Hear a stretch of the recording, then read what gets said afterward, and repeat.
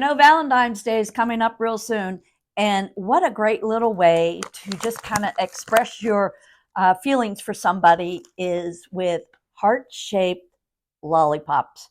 Aren't these just the cutest little things?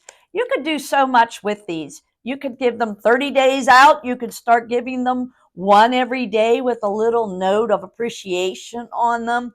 You could or someone that you have a little crush on in at their desk. You can just do all kind of things with these, and they're not very expensive at all, so you can just have a lot of fun with them. Great for kids. Valentine's Day, they have those parties in school, so you could always give them a little treat for their homeroom parties, or room parties for Valentine's Day in school.